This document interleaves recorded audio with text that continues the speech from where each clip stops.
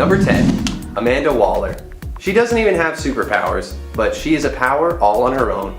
Nicknamed the Wall, she is a government official who will do anything in the name of national security. I'm talking breaking the rules, killing people, even killing innocent people. She is the commander of Task Force X, aka Suicide Squad, a supervillain team that performs special operations under her command. She has a brilliant tactical mind and is ruthless and disciplined, bending supervillains to her will to get her work done, but she's not afraid to get her hands dirty. She once even uncovered Batman's secret identity. She might not be the deadliest DC villain by a pretty wide margin, but there are a whole host of DC villains that would say she's plenty deadly. It's this ability to get superpowered villains to do her dirty work that earns her this spot on our list. Number 9. Catwoman. Coming straight from the heart of Gotham City, Selina Kyle has had a varied origin, but she always ends up becoming Catwoman. In more recent years, she shows up more as a helper to Batman than as an enemy, but she is one of Batman's original villains, and for good reason. She is in peak physical condition and a nimble acrobat as well as master thief, sometimes even using literal cats to help her in her schemes. She might not have super strength or energy manipulation, but she is still a deadly foe, a skilled martial artist, stealth expert, and has considerable skill with weapons, including firearms and swords. Number 8. Cheetah. A much more intimidating cat, Cheetah has had a bit of a legacy, and there are a few different versions of the character. The most recent iteration of Cheetah is Barbara Minerva, who just recently appeared in DC's Wonder Woman 1984. A skilled archaeologist and linguist, she has a keen interest in the lost culture of the Amazons, and she actually helped Wonder Woman learn English when she first came to the United States. Dr. Minerva has made a pact with a god, transforming her into the cheetah with superhuman speed and all the deadly attributes of a feline. She battles with the inner turmoil of resisting her animalistic rage and predatory fury, and was once friends with Wonder Woman, at least in her human form. She was once busted out of jail by the crime syndicate and recruited onto their team. After a while, she led her own team known as the Menagerie, who terrorized New York from their hideout in Central Park. Number 7. SP/DR, or as I like to say, Spider. aka Penny Parker. You might recognize Penny from the first Into the Spider-Verse film. She was introduced there as a young girl who inherited her father's spider-like mech suit, SP/DR, Spider, after he died. As the suit was made based on her father's genetics, it was believed that Penny was the only one to carry on his work with the mech. She allowed the radioactive spider connected to the suit's CPU to bite her so that she could bond with and control the suit alongside it. Penny was created by Gerard Way and Jake Wyatt and made her first appearance in 2014 in Edge of the Spider-Verse issue number 5, before showing up in the film 4 years later in 2018. Number 6. Spider-Man. Spider-Man has to be one of my favorite all-time alternate characters in the history of Marvel. I just love that she became a full-fledged hero in her own right, and that she helped to defeat the Inheritors the second time around while also deciding to raise all of the then-made baby versions of them. If anyone could make sure they grow up to be good and kind instead of murderous spider totem devouring villains, it's Aunt May. Spider-Man hails from Earth 3123 and comes from What If issue number 23 originally, where we asked the question what would happen if Aunt May had been bitten by a radioactive spider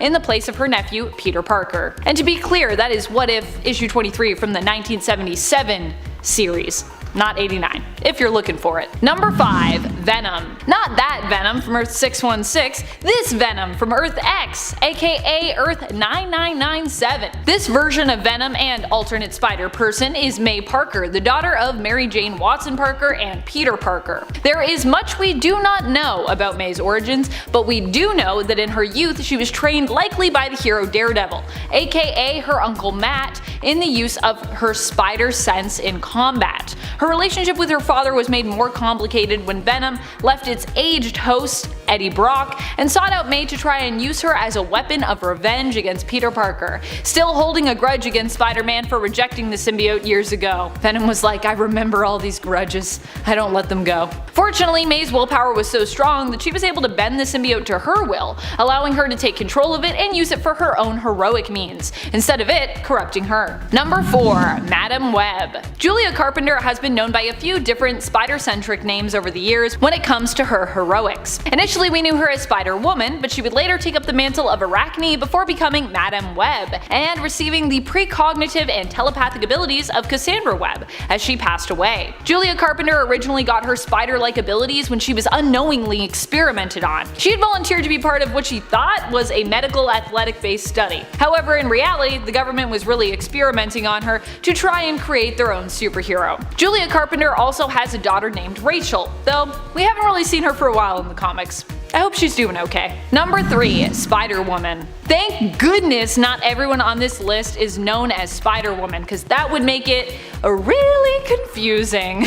Though this hero is someone that you would probably still associate with the name Spider-Girl, as it was a mantle she had for many years in the comics. However, May Parker, the daughter of Mary Jane Watson Parker and Peter Parker from Earth 982, is all grown up now, hence her taking on the mantle of Spider-Woman instead. May, nicknamed Mayday Parker, is the first child of MJ and Peter, but also has a clone, named April Parker, who joined the family as a stand-in cousin, and May also has a younger brother known as Ben. I always wondered if Peter just comes up with all the names for their kids, or what's going on there. I have to assume though that MJ must just really be on board with naming her kids after Peter's aunt and uncle, as in almost all alternate realities, that's what ends up happening. I don't even know, does MJ just not want to name people after her family? I guess her family history is pretty weird and dramatic, so maybe that's why. She has mixed feelings about her family members. Number 2. Ghost Spider. While Gwen Stacy might be dead and gone in the reality of Earth 616, on the reality of Earth 65, she was the one who received spider-like abilities, while her good friend Peter Parker was the one to die, becoming the reluctant villain known as the Lizard before being killed. Peter had looked up to Spider-Woman, as she was originally known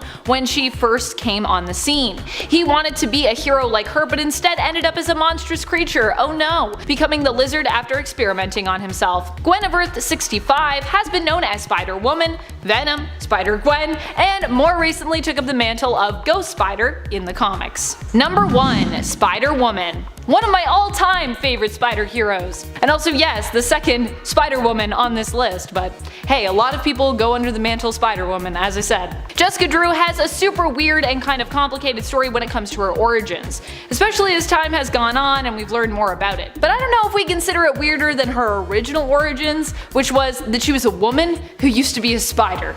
That's a pretty weird story. I am gonna say it's almost at that level though, with there being secret plots seemingly behind all of what went on with her birth and her childhood, and her being experimented on as a child. However, when her origins was shifted initially to her being a sick child who was saved with a serum based off of spider DNA, it was a lot less twisty and bizarre. It was actually almost kinda nice. Ugh, I don't know though, it's pretty weird, still pretty weird. All of her origins are weird. Especially as she did still spend pretty much all of her childhood inside a stasis tube, in essence skipping all of those developmental stages and then emerging as a fully grown, naive, and superpowered adult later on in her life. Fully cured, but now having spider-like powers. Basically like a child who just fast forwarded to an adult, but then you didn't actually get to experience a childhood, so what would that be like? I feel like you'd be kinda messed up from that. Jessica has been a member of the Avengers, a pal of Wolverine's, and has fought alongside her fellow spider alternates from the Spider-Verse. All around, she's just a cool lady. Number 10. Sapphire STYX. Sapphire STYX was a mutant villain powerful enough to turn Wolverine unconscious with her life-threatening powers. Her abilities allow her to steal the energy and life force of those she makes physical contact with, typically through kissing them. Kind of like Rogue, but without the power and memory absorption, and if she leaned into the harmful elements of her powers a little more. Sapphire did just that, and it is implied that she has been able to stay healthy and young for hundreds of years using her mutant ability. I love when we have mutant vampirism, I love those powers. It's also believed she is powerful enough that she could use her mutant ability to kill her victims depending on her target's power level and resistance, of course. In the end, she was defeated and killed by Psylocke, who used her powers to avenge all the souls that Sapphire had ever drained, shattering her. Psylocke then used Sapphire's soul energy to rebuild her own body, becoming Betsy once more. Number 9. Knockout. Knockout has only made a few appearances in the comics since her first appearance in the 90s, but she is still a pretty deadly female villain and is super badass. She has worked within both the villainous supergroup of the Femizons and the Femme Fatales. More recently, she was seen once again fighting alongside the Femme Fatales. Knockout is a mutant whose powers are enhanced strength, endurance, and durability. She's a skilled enough fighter that she was able to make quick work of Mutant Rogue when she faced her briefly in Hunt for Wolverine, Mystery in Madripoor. Number 8. Lady Mastermind. We could talk about both for this point, but I've decided to focus on Reagan Wingard, who popped up in Dawn of X, as opposed to Martinique, who is also the daughter of Jason Wingard, aka Mastermind. Mastermind OG. Even when it seems like Reagan has not been strong enough when it comes to her mutant powers to achieve the desired effect on her victims, she has proven skilled and resourceful enough to find a way to push through any mental blocks or willpower that those she targets possess. Her mutant powers allow her to create realistic illusions that in fact can even trick your body into responding to them as if they were real, meaning that her illusions can actually kill you. Yikes. Unlike her father, her powers also do not require her full and devout concentration to work. Lady Mastermind's illusions will persevere even if she goes unconscious, which is pretty powerful. She's basically like way more powerful than her dad. Number 7. Hela. Hela is the ruler of the Norse and Asgardian underworld. While in the MCU we know her as Loki and Thor's mysterious sister who was locked away in punishment for her continuous pursuit of war against Odin's wishes after he ultimately decided to kinda usher in an era of peace. In the comics main continuity of Earth 616, she is not Thor's sister, but instead, she's his niece. That's right, the Hela of Earth 616 is believed to be one of Loki's children, his daughter. She ended up becoming the ruler of the underworld as was decreed by Odin. Though just because she isn't a shunned sister who seeks revenge on Asgard doesn't mean that she isn't a villain, and doesn't mean that she doesn't sometimes try to seek revenge on Asgard. Even on Earth 616, Hela is known for her generally villainous intentions, and there was even a prophecy when she was born warning that she would be a great danger to the other gods and goddesses of Asgard. Number 6. Enchantress. Amora the Enchantress is one of the most powerful magic users in the Marvel Universe, and also happens to be a goddess within the realm of Asgard. She has been known by many names other than Amora, including Idun and Idunna, but what she has symbolized has always remained the same. Enchantress is meant to be the symbol of the perfect female form, known for her beauty and charm, which allows her to bend others, especially men, to her will. It is because of her beauty that Enchantress was deemed the only one to pick the golden apples from Yggdrasil. Although her backstory and origin are steeped in lore and Norse mythology, in the comics most people know her mainly as a villainess, who often goes up against the hero Thor, among others. Number 5. Aegis. Aegis is one of the Proemil gods, who are known for being the oldest in the cosmos. They are believed to have come into existence right after the first Big Bang, and were possibly the first entities that existed after that. Although, to be honest with you, with gods and goddesses, it seems like a lot of groups claim to be the oldest or the first. Aegis was one member of the Proemil pantheon to become corrupted, seeking new purpose after she was no longer needed. Attempting to rise up with her fellow rebellious gods, she ended up imprisoned along with her peers by Galactus, and she remained there for many years, although she would eventually escape and would later perish. Her power was said to rival that of Galactus and his heralds combined. That's pretty powerful. Number 4. Phoenix. One of the most powerful entities in the cosmos is the Phoenix Force. While the Phoenix doesn't always take a female host, I would say that many of the Force's hosts have been female, especially if we're focusing on the more notable ones. Currently in the comics, the Phoenix Force is bonded to Echo, aka Hero Maya Lopez, but its most well-known host is probably that of Marvel Girl, aka classic X-Men teammate Jean Grey. You might not think of Phoenix as a god either, but the entity has been worshipped both by some on planet Earth in the past and by the Shi'ar at one point. Number 3. Celestial Madonna. Celestials are known for being all-powerful and almost impossible to defeat or fight against. We got our first taste of just how ginormous ginormous and seemingly unstoppable they can be in Eternals, when the team of heroes decided to stand together to prevent the Celestials from destroying Earth, which they had decided to defend as their home. Most Celestials tend to skew male, or simply could be considered to be without gender, but Celestial Madonna is unique, as she is one of the few featured Celestials to actually have a seemingly female form. Celestial Madonna has only appeared in a few issues, but she is a Celestial, so we can imagine that she must be one of the most powerful, probably female, gods or goddesses around in the Marvel Universe. Because Celestials. Number 2, Gaia. Gaia is literally known as Mother Earth in the Marvel Universe. She made her first appearance back in the 1970s in the 1974 series of Doctor Strange, in issue number 6. Back then she was introduced as Mother Nature, but would later become known as Gaia. Gaia is believed to be one of the oldest goddesses on the planet Earth, and is related to the god of chaos, Chthon, who is also known for his ties to Avengers Scarlet Witch in the comics. Gaia belongs to the family of elder gods, and like many on this list, is going to be kinda hard to rank because she's pretty much maxed in almost all stats, considering that she is an extremely ancient being and entity. Basically, I feel like with this list, it's really hard to put them in any order, because you're like, I mean, they're all pretty powerful. So yeah, you can let me know if you have a different order for the ones that I have here based on what you've read in the comics about them. Number 1, Death. Death is an entity we are familiar with in a few different forms, but for this point I'm going to be focusing on the version that Thanos is typically seen pining after, which is honestly typically the version we associate with Death when we're talking about her in the Marvel Universe. Sometimes referred to as Mistress Death, she made her first appearance in Marvel Mystery Comics issue number 21 back in the 1940s. So not only is she old and ancient in the world of the Marvel Universe, but also within Marvel Comics history as well. Number 10, Stained Glass Scarlet. Stained Glass Scarlet is a young god who came into existence following her own death. That is, following the death of her mortal self, Scarlet Facinera. Scarlet had a tragic and rough life, filled with mistreatment by the men who she would have likely expected to trust the most. After her death in the same church where both her son and her husband also lost their lives, her story spread, gaining power. This power allowed Scarlet to return as a young goddess, who is connected to Moon Knight, seemingly immortal and possesses the ability to control glass. Number 9, Storm. While Storm might not be a god in the traditional sense, she was worshipped as a weather goddess for quite a while because of her abilities. And considering how powerful she is, and how much we all love her, I think we would all agree that she has more than earned her goddess status. When it comes to Storm's power levels, we have seen them spike to the point that the whole world was affected by her weather manipulation abilities. At the same time that this happened, as a reaction to her then claustrophobia, her power was also likened to that of the Phoenix, partially because it was so awesome and partially because it was so volatile.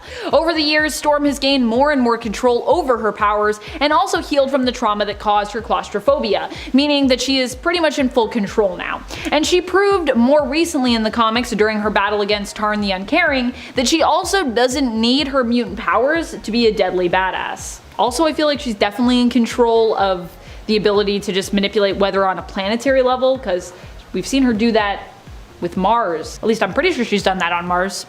So yeah, there's also that. And friends, if you are loving this list and you would love to see some more lists where we get to pump up some of the most powerful ladies in Marvel Comics or DC Comics or indie comics or all of the above, be sure to let us know by giving this video a thumbs up. Number 8, Hera. Hera is a member of the Pantheon of Olympus. She is a Greek goddess who traditionally is associated in Greek mythology and belief with motherhood, family, childbirth, and marriage. In Marvel, she is likewise the wife of Zeus, but more recently in the comics, her and the other Olympians took a turn to become powerful villains. They were killed by the vengeful goddess Nyx, and later returned as tyrannical and greedy gods who raised planets with a vengeance. In the end, they were defeated by the Guardians of the Galaxy, lost as Star-Lord was lost on the other side of reality. Eventually though, Star-Lord learned the Dark Olympians had escaped due to him using his elemental gun, where their power had been trapped and stored. They returned with him back to Earth and were more permanently defeated at least so it seems, when they were seemingly killed by the Guardians, HERA included. She was squashed in the end by Groot. R.I.P. HERA. Number 7. Radiant Red. One of the heavy hitters from the Radiant Black universe is Radiant Red. I love her. She's my favorite Radiant. Might be controversial to say, but I love Radiant Red. She is one of my favorite characters, hands down, from the Massiverse. While some might see her as more of an anti-hero or even a straight up villain at times, I would say at the end that Satomi isn't really a bad person. She's just done some bad stuff. I see her personally myself as more of an anti-hero, but included in, of course, that term anti-hero is the word hero itself, so I'm gonna include her on this list. Also, you know that top 10 most powerful female anti-heroes is not going to get as much love as this list will, so I gotta hype her. Radiant Red initially appeared on the scene as a bank robber, but as we learned through the one issue exploring her character from Radiant Black and her own spin-off miniseries, Satomi did have some pretty compelling reasons for her actions. At the end of the day, she was trying to help the man that she loved, her fiance at the time, Owen. In fact, Satomi did this because she thought she loved Owen, but eventually she woke up to the realization that he's actually been manipulating her into staying with him while he mistreats and disrespects her. I love the ideal approach to her character, the dichotomy of a character as powerful as Radiant Red, who can absorb materials around her to bolster her own strength, almost like I would say limitlessly, being so vulnerable in her relationship. Her character is kind of an exploration of the idea of strength in all its forms and what that means to us. I just think it's such a cool character. Also a character that's, just a character that's so strong, but struggles in this very personal way. So deep. I love it. Number 6. Scarlet Witch. Scarlet Witch is one of my all-time favorite characters. If you've watched our videos before on the channel, if you've watched some of my videos, you probably know this. And normally I would be sad to have her so low on a list when we're talking about powerhouses. But this is a list that is literally chock full of powerhouses from comics, so I feel a little bit better about it right now. Seriously, whittling this down to 10 was hard enough, and even then there are so many amazingly powerful characters that I personally regret not having on here, and even then I feel like you could actually rearrange this list for power levels depending on your opinions. All of them are so powerful. I wish they could all be number 1, which is why we really need to do more parts. There are so many women, Wanda included, who deserve a top spot for their power, resilience, and their skill set. Wanda Maximoff herself is a powerful witch who initially in the comics was believed to have hex abilities that were a result of her being a mutant. That was basically her mutant power. Magical abilities as a mutation have always intrigued me at Marvel Comics, as mysticism for the most part kind of tends to be a completely separate world from the mutants, but one that also sometimes has overlap with mutants, with some mutants being able to do magic or having mutant powers that bring them closer to the magical world. Of course, we'd later have Wanda completely separated from this idea when we learned she was never really a mutant, but simply disguised as one from a young age by the High Evolutionary. In fact, her insanely powerful magical abilities, which are at a reality warping level, come from her family heritage as a Maximoff, with her birth mother being an extremely powerful witch as well. However, if we ever wanted to make her a mutant again and make the magical abilities also kind of mutant powers, I'd be down for that. So Marvel, if you want to change it back, I'm cool with it, just so you know. Number 5. Big BARDA. Big BARDA is a hero from DC Comics that I don't get to talk about as much on this channel, or I just don't really think of highlighting as much as I probably should, or as much as I feel like I should, I guess. BARDA is just a fantastic character. She was once a member of Darkseid's elite force of warriors known as his Female Furies, but ended up leaving Apocalypse to be with the escaped prisoner from the planet who also became a hero, Miracle Man, who also, of course, is BARDA's husband. And thank goodness, because goodness knows how much our heroes could use her skills as a warrior and her strength, and honestly, I love Miracle Man and BARDA together, they're so cute. If you are a big BARDA fan, fun fact, she will also be joining up with the Birds of Prey in Kelly Thompson's new volume of the series, so like me, you might also be tempted to add that to your pull. And I'm not supposed to be collecting Big 2 right now. Can I make an exception for Birds of Prey? Let me know what you think I should do. I already got Nightwing and I already want to add Titans. This is a problem. DC, stop. Number 4. Storm. I mean, you all know how much I love Storm, and if you're new to the channel, don't worry, you're about to. Storm is a literal goddess who canonically gets more powerful the more people believe in her. While putting her above a fellow powerful mutant like Hope Summers might seem kind of odd to some, it's also important to remember that Storm literally fought a shapeshifter from Morocco who tried to beat Storm at her own game, using her own powers against her by embodying a version of Storm in her prime. And still, Storm bested her. So if Storm can beat someone who is supposed to be, you know, the best version of her own self, I mean, I don't know about you, but I would expect Storm could handle herself in a one-on-one fight against someone like Hope or Rogue, you know what I mean? I just mean this is Storm we're talking about. And no disrespect to Hope or Rogue, love both of them too. Number 3, Wonder Woman. There are so many amazingly powerful women in comics these days, but one of the first women to basically start this trend, one of the first female superheroes we had, was none other than Wonder Woman. Wonder Woman is Princess Diana, daughter of the Queen of the Amazons, Hippolyta. In some versions of the story, she is also secretly the daughter of Zeus. Herself a demigoddess, Wonder Woman is one of the strongest women in the DC universe, and is also just one of the strongest members of the Justice League, usually, in general I'd say. Recently, Wonder Woman was elevated to cosmic goddess level following the conclusion of the dark metal epic with the event Dark Knight's Death Metal. Seriously, I love Wonder Woman. She's one of the most uplifting characters. Initially, I didn't want to like Wonder Woman because she just seems so perfect, but then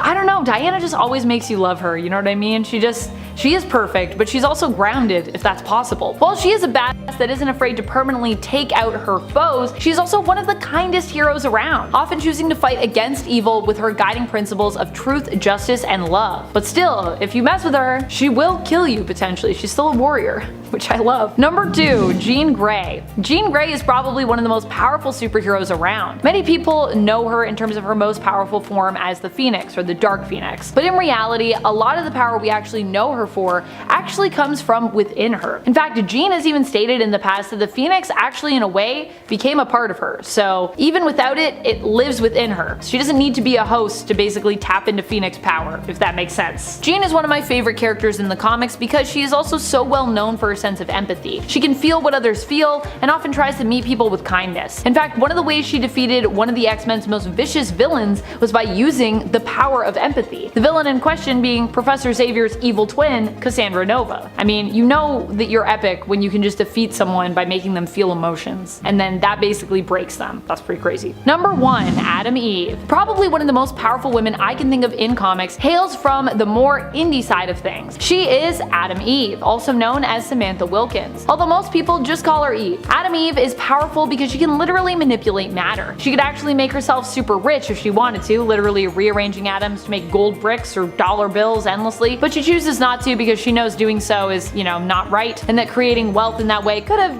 grossly destabilizing effects on the economy, especially if you do that in a massive scale. Every time you see Adam Eve in her costume, she actually made that costume herself by rearranging the atoms of her clothes. So cool. Adam Eve is not only able to manipulate matter around her in this way, but she is also immortal as a result of her power sets. When she inevitably aged and died, she basically resurrected herself, instead returning to life as she was in her prime. Pretty impressive. Honestly, don't sleep on Adam Eve. She's crazy. Number 10, Zealot. Originally a character from Wildstorm, Zealot ended up being incorporated into the main DC universe after DC Comics bought the rights to Jim Lee's whole Wildstorm imprint. Zealot is known for being a main member of the Wildcats usually, although she has recently been revealed as one of the newest members of the Birds of Prey. However, if we're talking about the original version of this character, she possessed dark magic abilities and skills thanks to her previous connection to Tapestry. She also possesses, even still today, her cherubim physiology, or cherubim, if that's how I'm supposed to say that. Honestly, it looks like cherubim, like an angel, but with a K, which renders her virtually immortal. She's lived for thousands of years as a result, which also makes her a pretty skilled fighter thanks to, of course, millennia of experience. And friends, before we move on to our next spot on this list, if you love what we do here at Top 10 Nerd, and if you also love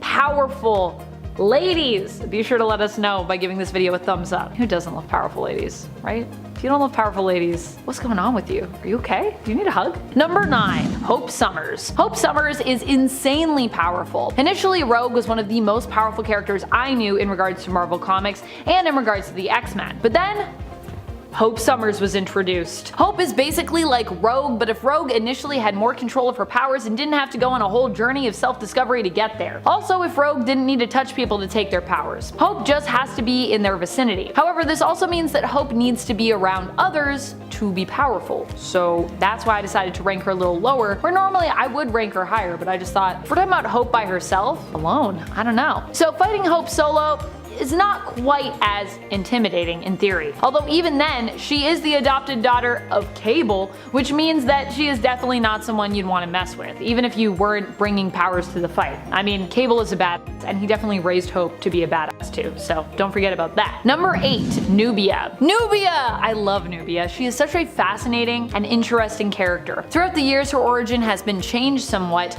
but initially I knew her best as Wonder Woman's twin sister. Like Diana, Nubia was also born from clay in that origin, and was a daughter of Hippolyta given life by Aphrodite. However, over the years, her origin would be retconned multiple times. Currently now, in the main continuity, Nubia was actually an ancient princess who, after being betrayed by one of her own, was usurped and later reborn via the Well of Souls. The last Amazon to be born this way for a long time. Something that has never changed, however, is Nubia's sheer power and her strength as a character. As an Amazon, Nubia is immortal, a gifted and renowned fighter, and has superhuman strength, durability, agility, and stamina. Nubia recently went on to become Queen of Themyscira in Hippolyta's place, and eventually even was declared Queen of not just Themyscira and the Amazons residing there, but actually all Amazons the world over, which is pretty powerful. You know what I mean? I know we're considering Nubia by herself, but if we weren't, if we were just considering Nubia's influence, she could literally mobilize all the Amazon. That's crazy. Number 7. Enchantress. Enchantress over at DC Comics is kind of a 2-for-1 deal. I feel like I got a lot of characters actually on here that are kind of 2-for-1 deals. June Moon makes up her civilian persona, a totally different person actually, while Enchantress is the dark witch that is her superpowered villain persona. The two became attached years ago and have not been able to be separated since. In the film Suicide Squad, Moon, played by Cara Delevingne, was an archaeologist, but in the comics, June Moon is actually an artist, making her possession by the entity known as the Succubus even more disturbing and strange. Enchantress first appeared all the way back in the 60s, created by Bob Haney and Howard Purcell, making her first appearance in Strange Adventures issue 187. Number 6. Star Sapphire. Star Sapphire is often known for being the rival of Green Lantern. She is Carol Ferris, initially Hal Jordan's love interest turned his villain, who also was often still kinda his love interest. She herself becomes a Lantern, but just not of the green variety, instead becoming a Violet Lantern, joining the Star Sapphires, or if you prefer, the Violet Lantern Corps. The violet spectrum of emotion and light actually rules over love, longing, lust, so I think you can imagine what kind of power Carol holds both over Hal and, you know, any others who happen to fall into her path. I also love the idea that someone wielding love can be just as deadly as someone like a Red Lantern or a Green Lantern who wield the power of rage or willpower respectively. Number 5. Grail. Grail is the powerful daughter of Darkseid and the Amazonian assassin Myrna. Being that she is both Amazonian by birth and also a new god, she is extremely powerful. She also has been shown to possess magical abilities as well that even allow her to have some power over life and death, successfully bringing back her father Darkseid after he died. Initially though, Grail was actually born with her mother's hope that Grail would one day be the key to defeating Darkseid. However, there was also a prophecy that Grail would one day cause great destruction, with the knowledge putting her in danger shortly after she was born. With this knowledge putting her in danger shortly after she was born. Her mother Myrna gave birth to Grail at the same time that actually Princess Diana was born to Hippolyta. Together, Myrna and her newborn were two of the first Amazons to actually leave Themyscira. Eventually, the prophecy connected to Grail would come true, with her teaming up with the Anti-Monitor initially in an attempt to defeat her father, Darkseid. I think you can imagine that. That would be pretty destructive. Number 4. Moonstone. Karla Sofin is Moonstone. She started out as a brilliant but evil psychiatrist who actually used her skills and knowledge to manipulate, get this, her own patients. That is definitely not good. That's some villain stuff right there. She became the protege of Dr. Faustus, continuing to develop her manipulative skills and her nature. Eventually, she managed to persuade the original Moonstone, Lloyd Bloch, into handing over the alien gem that gave him his powers. She used it to become a superpowered villain in her own right, and has often been known for her conflict with Carol Danvers, Miss Marvel, and then of course, later Captain Marvel, which came more to a head during her time on Norman Osborn's Dark Avengers team. Number 3. Umar. Umar is the sister of the famous Dormammu, although sadly I feel like not a lot of people talk about Umar. We all talk about Dormammu, but what about Umar? She's there too, she's super cool. Like her brother, she is also an extremely powerful being and hails from the Dark Dimension, although she too is a member of the Faltine, so they're actually not native to the Dark Dimension, but simply infiltrated it and then ended up conquering it, with Dormammu becoming its ruler, but really only because the fight to actually win it and also trap the mindless ones had left Umar in a weakened state, so that's why her brother rules and not her. UMAR and Dormammu are both members of the Faltine, a race of beings known to be extremely powerful energy-based beings that are basically made up of pure magic. Doesn't get more magical than that. Number 2. Hela. Hela is the daughter of Loki in the Marvel Universe, or at least in the comic book main continuity universe of Earth 616, although most people know her as Thor and Loki's secret sister in the Marvel Cinematic Universe. But in the comics, this is actually not how she's connected to the family. Inherently, Hela mythologically was not necessarily, but her being a goddess of death basically is what makes her bad, at least in the comic book universe. Just her attachment to that part of the life cycle, as well as her connection to the underworld, as well as the fact that, you know, she's Loki's daughter. As a ruler of Hell, Hela is granted full immortality, even beyond what a normalized guardian would have, which, in case you didn't know, they're actually not technically immortal. Hela can also make almost anyone age rapidly, including people that are actually Asgardians, or also render anyone immortal if she so chooses. She can take your life away, or she can give you endless life. Number 1. CIRCE. CIRCE is one of my all-time favorite villains from the DC universe. She's an immensely powerful and ancient witch who often opposes the DC hero Wonder Woman. At one point in DC Comics, CIRCE was able to take within herself all the magical power and abilities of Hecate, or Hecate if you prefer, making her one of the most powerful magical forces in the world after Hecate fell. Fortunately, the Justice League Dark were able to stop her,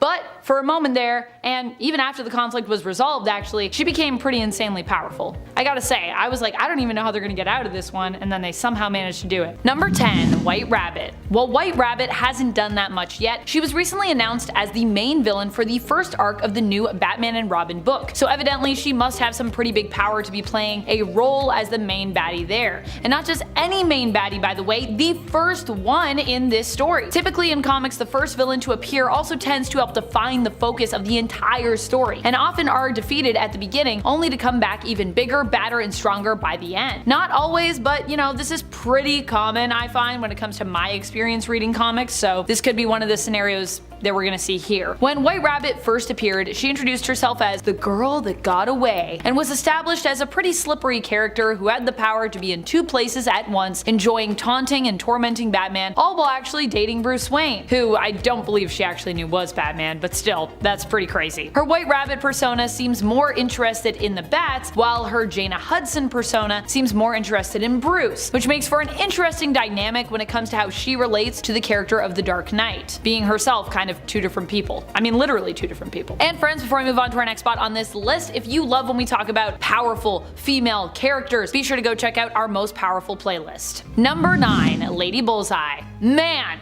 Lady Bullseye. For a female version of a male villain, she's actually surprisingly cool, I gotta say. Like her male counterpart, Lady Bullseye is also a master of accuracy, being able to hit just about any target with just about any projectile. She was actually inspired by Bullseye herself to become a villain after he incidentally, though not really intentionally, saved her at a young age. Lady Bullseye was created by the fantastic creative team of Ed Brubaker and Clay Mann, and is a more modern comic book creation, first appearing in Daredevil issue number 11 from 2008. Number 8. Captain Phasma. Man, I love Captain Phasma. I feel so like I was robbed of just getting all of the Captain Phasma stuff and backstories, and there's so much good stuff about her. While Captain Phasma may have been shafted in the Star Wars films, I know she has some pretty great comics to her name, which are being produced over at Marvel Comics as part of their Star Wars division, or that have been, I guess I should say. So in that regard, she definitely counts as a female comic book villain, while also happening to be a Star Wars villain as well, so just bonus. Phasma's own origin story shows how strong and determined she is as a character. Much of what we know from this story actually comes from the novel about her that was based on sort of her origin story titled Phasma. Here it's established that Phasma grew up on Parnassos, a world ravaged by nuclear calamity. Phasma helped to organize the death of her own clan, including her parents, to ensure her brother and herself survived, even going so far as to fake a threat to his life by herself stabbing him in the foot and then pushing him down a cave. When Phasma first met with the First Order, she was enamored by their resources, their wealth, and their power, and saw in them a way to rise up herself. When her brother Keldo refused to help her in aiding the First Order, she even turned on him, killing him and leaving with a few of the best warriors to join with the dark side. That's crazy. That's crazy to me. She's just like, I'm just gonna get rid of this entire family, go do my own thing. Number 7. Punchline. Also called Alexis K. She is the Joker's new right-hand woman, as Harley has a lot going on right now and the two aren't really on speaking terms. She was a student at Snyder College and encountered the Joker while on a field trip to a TV studio. Joker hijacked the studio, and Alexis was forced at gunpoint to act as the newsreader, delivering Joker's message to the citizens of Gotham. After this encounter, she became obsessed, starting a podcast about the Joker and poisoning the people around her to try and get his attention. She eventually kills her college dean, proving herself to the Joker, who taught her how to create a modified form of his Joker Venom. Link in the script there. She goes on to help Joker in his war against Batman, eventually having an epic showdown against Harley Quinn and Batman. She wields a couple of daggers and holds her own well against Catwoman and Harley. Number 6. Silver Banshee. First appearing in Action Comics number 595, Silver Banshee is a villain with sonic powers who frequently goes up against Superman. She was once insanely powerful, but has sort of been dumbed down a bit over the years. It's just how it goes with these supervillains sometimes. But in her youth, she was dragged into the Netherworld during a supernatural conflict as family stuff, and granted superpowers by a creature called the Crone. She is initially controlled by the powers like a curse, but later overcomes it with the help of Supergirl. They become fast friends and get to know each other pretty well. The two later hang out in a bar together, and it's totally lit. They're having a great time until her dad, Black Banshee, shows up. Luckily, the two of them are able to defeat Black Banshee together. Silver Banshee is known for her ability to learn language instantly, and more importantly, this crazy power to just make people die by saying their name. It's sort of like the Black Canary's canary cry, except the Banshee version, and it instantly kills you. Number 5. Blackfire. Blackfire is the older sister of Starfire from the Teen Titans. She often appears as an adversary of the Titans and is extremely powerful, outmatching the already astounding Starfire in battle. She can absorb ultraviolet radiation and transform it into deadly bolts she calls black bolts, and can even change radiation into energy, giving her superhuman strength and endurance. She is especially powerful, capable of interstellar travel and flight in space. Kind of the same thing. She appears in Red Hood and the Outlaws number 11, where she fights alongside her sister and takes down the Blight after they capture Roy Harper. It's an epic team up and a great reunion for the two sisters. Number 4.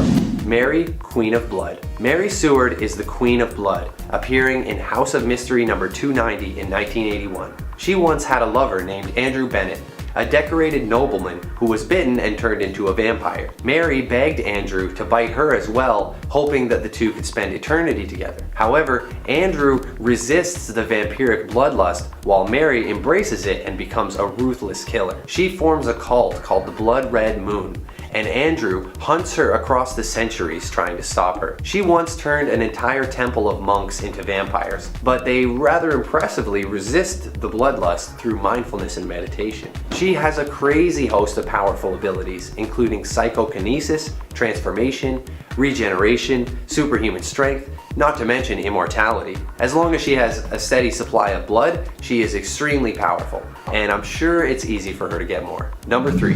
Killer Frost. Killer Frost is just a classic deadly female villain, an icy-hearted femme fatale who will literally suck the life out of you in a heartless attack. There have been multiple iterations of Frost, always iconic and always super powerful, having once even sold her soul to become more powerful. She has been kidnapped and forced to work on the Suicide Squad, and once even worked alongside Batman. Caitlin Snow is the newest Frost, a scientist who is tricked by Hive and made to die in a staged accident, but she instead survives and gains her ice-based powers. She is not made of ice, but instead generates organic ice-like cells that make up her entire genetic makeup. She is a heat vampire, absorbing the body heat of others to kill them. Number 2. Enchantress. Also known as June Moon, Enchantress gained her powers from an immensely powerful being and almost immediately winds up battling against Supergirl. She later joins the Suicide Squad as Amanda Waller agrees to help her control her evil Enchantress side. She can manipulate energy, heal, and even teleport. She once took on Wonder Woman, Cyborg, and Superman all at once,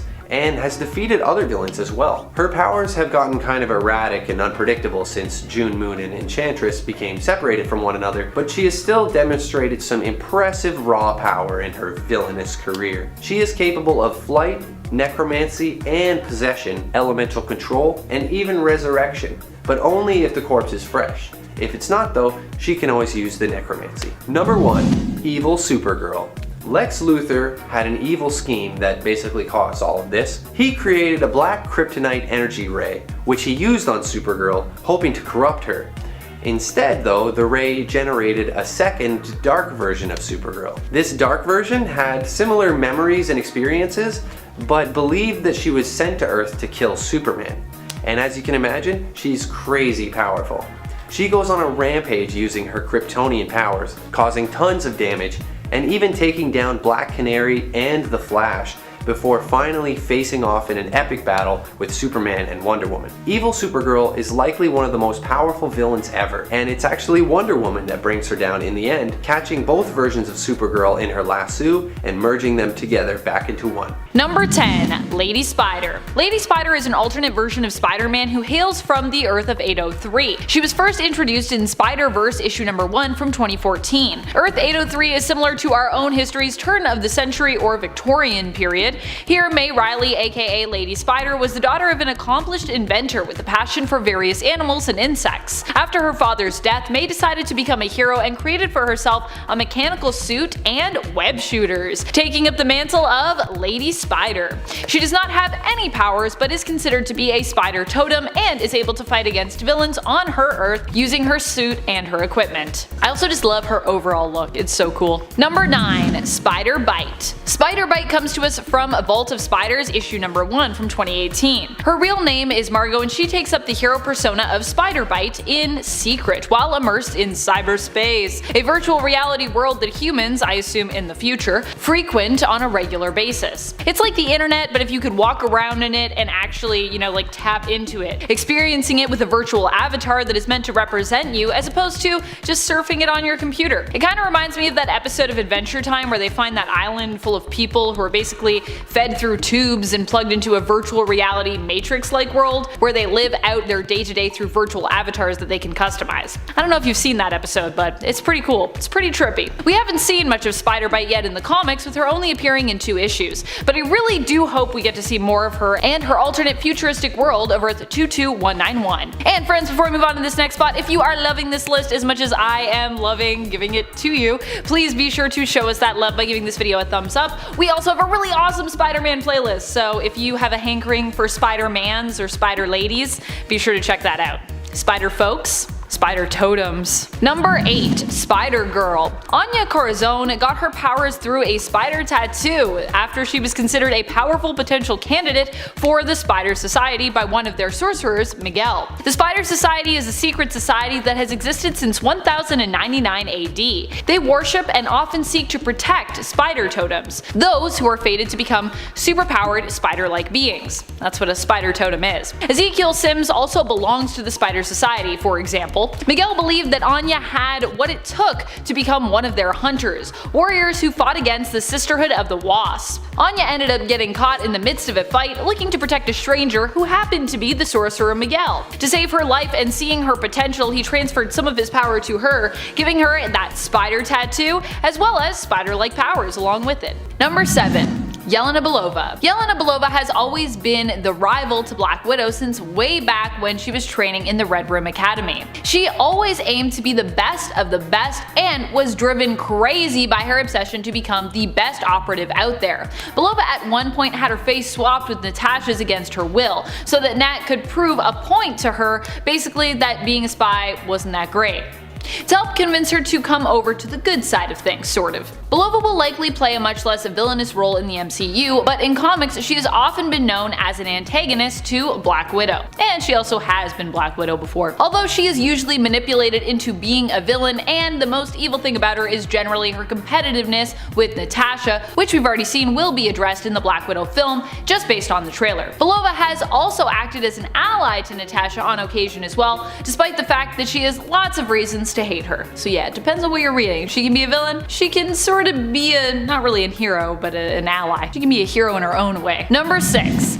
Lady Bullseye. Maki Matsumoto is known for being one of the fastest fighters around. She is both believed to be faster than the Kingpin and Bullseye, who inspired her to become a killer under the same mantle, and Bullseye, who in fact inspired her to become a killer under that same mantle. She was saved by Bullseye when she was a little girl, who the Yakuza intended to sell for their own means. means. Bullseye, however, was tasked with wiping out those who would be responsible for her and many other victims' sail, and killed them before they could do so. Lady Bullseye is a skilled fighter, trained in wielding many different types of weapons, and proficient in many different kinds of martial arts. Oh, she also is apparently a lawyer, or at least understands law well enough to pose as one. She's both worked with Kingpin and successfully defeated him in combat, which I think is pretty impressive. Kingpin is not an easy person to defeat in a fight. Number 5. Titania. Titania is Mary McFerrin, a girl who was known for her small stature and often mocked for it when she was young, and aspired to become something greater than what she felt she was born into. After being offered powers by supervillain Dr. Doom, she was transformed into the powerhouse known as